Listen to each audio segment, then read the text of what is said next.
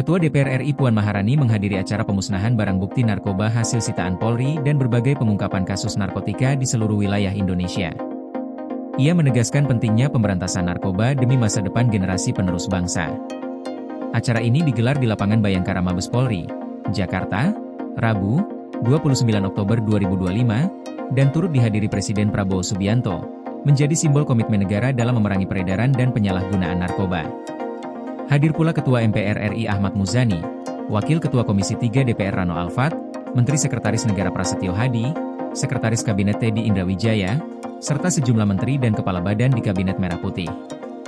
Presiden Prabowo terlebih dahulu menyaksikan proses verifikasi barang bukti narkoba oleh Puslap 4 Polri dengan saksi dari BPOM, Kemenkes, Kejagung, Bareskrim, dan Ketua Granat. Selanjutnya, Puan menyaksikan pemusnahan 2,1 ton dari total 214,84 ton barang bukti narkoba senilai Rp29,37 triliun, termasuk ganja, sabu, ekstasi, dan obat keras lainnya. Puan menyampaikan apresiasi kepada Polri atas kerja keras dan konsistensinya dalam memberantas kejahatan narkotika yang terus mengancam bangsa. Ia menegaskan narkoba bukan sekadar masalah hukum, tetapi ancaman serius terhadap masa depan generasi muda dan keberlanjutan cita-cita Indonesia Emas 2045.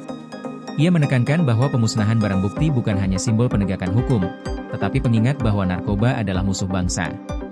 Puan menyoroti perlunya gerakan nasional yang melibatkan keluarga, sekolah, komunitas, hingga dunia digital untuk membentengi generasi muda melalui pendidikan karakter, ketahanan moral, dan lingkungan sosial yang sehat. Puan juga meminta pemerintah dan aparat penegak hukum untuk terus meningkatkan kewaspadaan terhadap berbagai kegiatan ilegal, termasuk penyelundupan narkoba.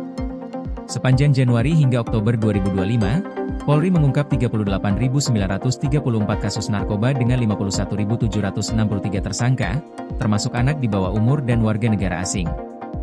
Selain penegakan hukum, Polri melakukan rehabilitasi terhadap 1.072 orang yang terindikasi sebagai korban penyalahgunaan narkoba melalui pendekatan restoratif justice.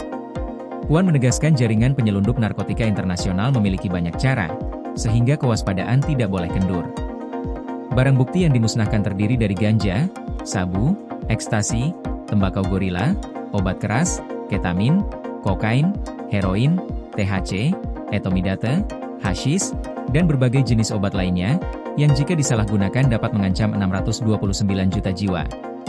Puan menekankan narkoba merusak sumber daya manusia, menurunkan kinerja, kesehatan, kemampuan sosial, serta moral dan ekonomi bangsa.